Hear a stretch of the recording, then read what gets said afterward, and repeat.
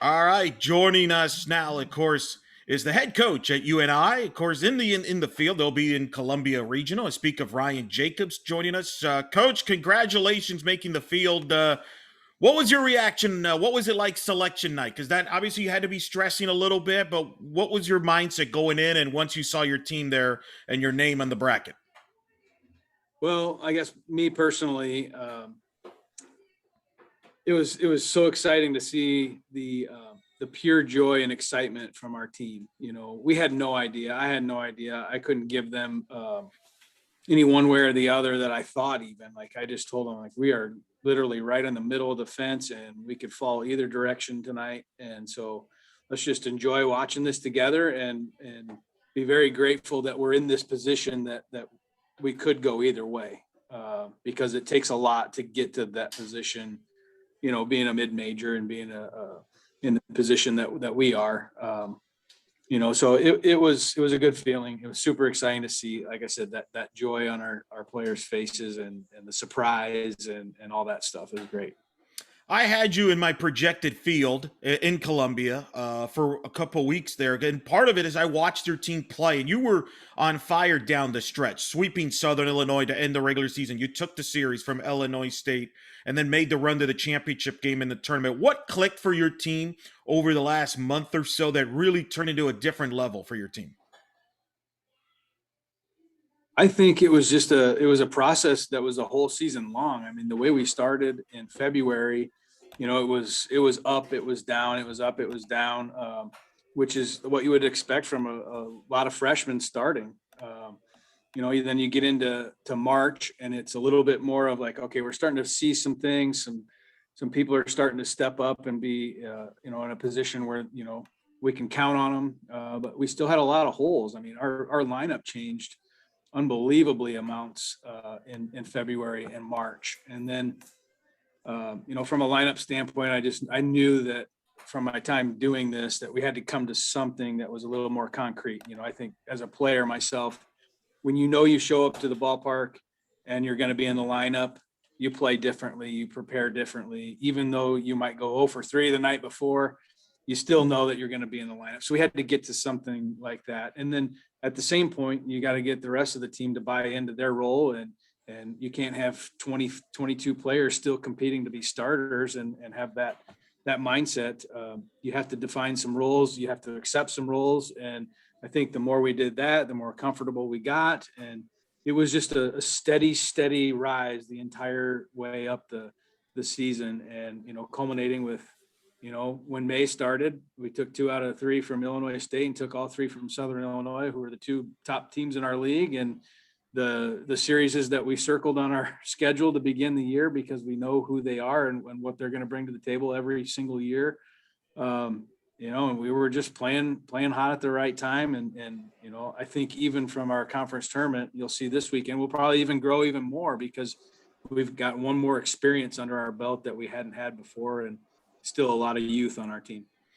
It was an incredible run because it got you the 2 seed. And for those that don't follow the Valley closely, the top 4 get a bye into the semis. So that was huge. And then the way the bracket played out, Southern Illinois was on the opposite side of the bracket with the 1 seed, Illinois State. You're playing Missouri State, but you had a nail biter. Talk to us. That was an incredible game. Take me through that game there, because you know, probably in your back of your mind, if you lose that game, not only do you not make the championship game, you're probably not making the NCAA tournament. Absolutely.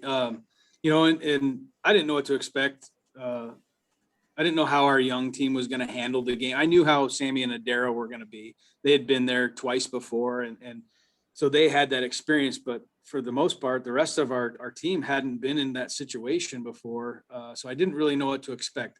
I did know from a standpoint of we're playing Missouri State. Every game that we played with them, the first Valley weekend of the year, was the 1-run game. One game was an 11-inning marathon. But I also knew we weren't the same team this last weekend as we were early in the year. But the one thing that I hadn't seen us do in a month was play nervous. And we did that. We definitely played nervous. We didn't play our game. We were able to scratch it out.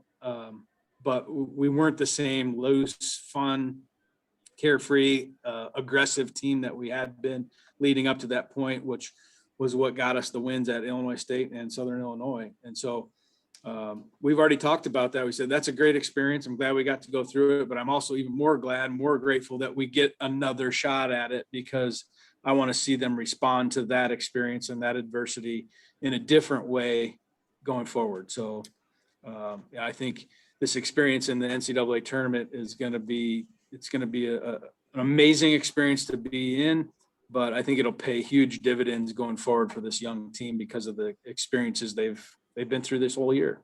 No question. Of course, one of the players everybody knows is Sammy Bunch. What is it like to coach her? I had an ESPN commentator text me when the finalists for top 10 player of the year came out, and they texted me, you know what? She should have been a part of that. I would have voted for her. That's high praise from an ESPN commentator who covers the sport and honestly has brought eyeballs to your program because of her success and her accomplishments. Just talk about her and what she's meant to your team this year and the program, and why she's such a great player.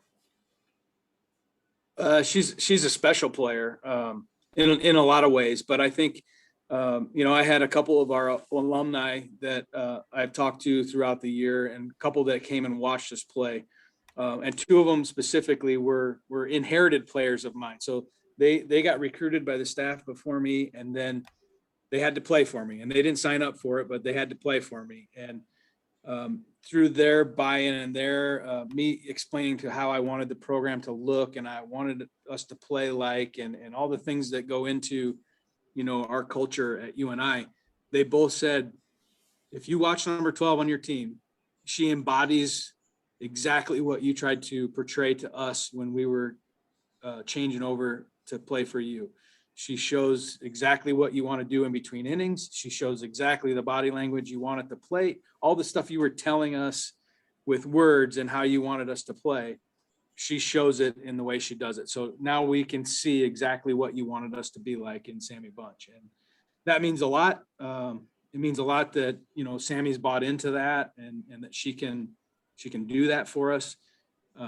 We have a very good relationship, very open. We can talk. This year's been, I think, different than others because she's like another coach for us right now. We can have more of a coach conversation. I've actually bounced ideas off of her strategically in a game and say, what do you think about this?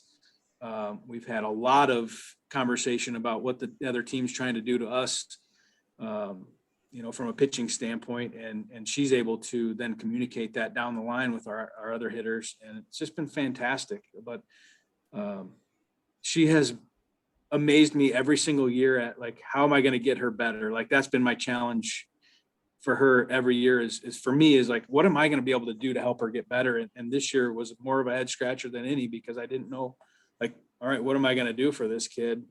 And, she just keeps continuing to impress and push the needle forward farther than I ever thought she could. But she loves the game. And I think that's the number one key part. And when you're recruiting kids, you don't really know that until you actually get to be around them every day. And she embodies everything that we want our program to be.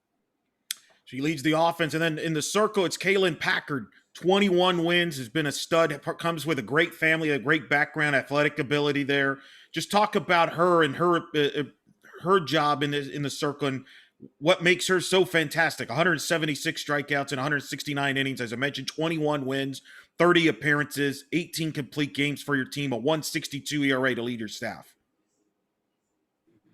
She's been unbelievable. More than we can ask for.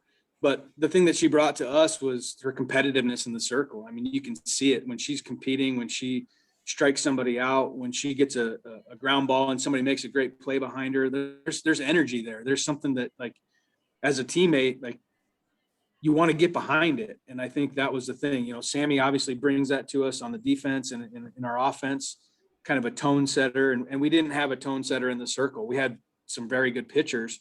We didn't have that tone setter, that personality, that attitude. And that's what she brought to the table. And honestly, she's brought it out of those other kids who are just as talented. Now they're starting to compete with a little bit more passion, a little bit more intensity. They understand what competing is now, because just like Sammy shows the world what our program wants to be like and emulates what we want to look like as a team and a program.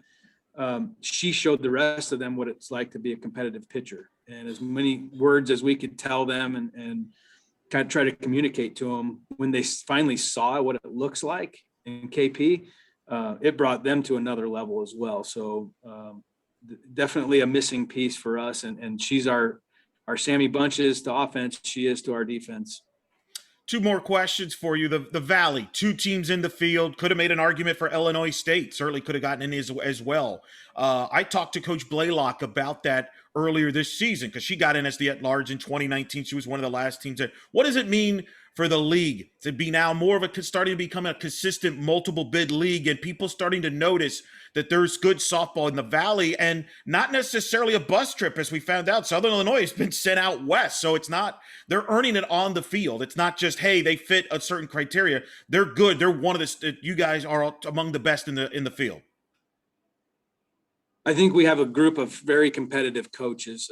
When we get together, our minds kind of go in the same direction. We want what's best for the league, but we also aren't afraid to go out there and play some teams and go out and compete against the best teams in the country. And, we do a good job of scheduling. I think that's starting to show up, especially with, getting a couple at-larges here in the last few years.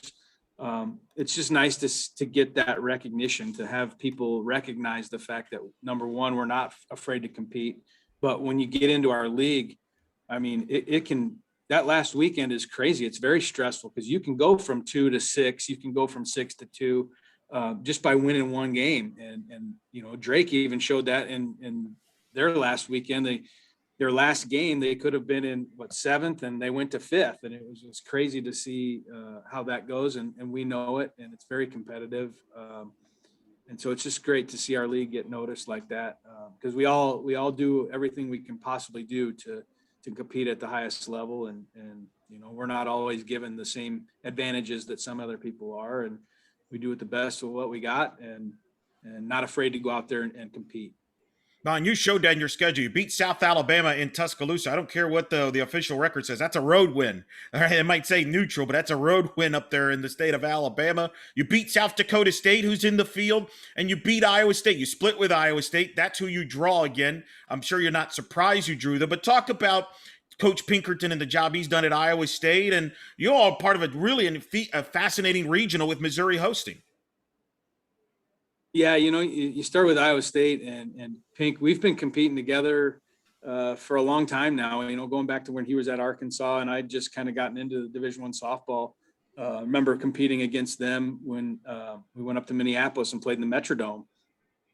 Played them a few times, and then obviously with his stint at Iowa State earlier and Montana, we brought him back here and they played in our dome tournament early in the year. And so we go way back, and it's just one of those things where it's fun because who you're competing against, how good they are, but you also, you have a friendship there too.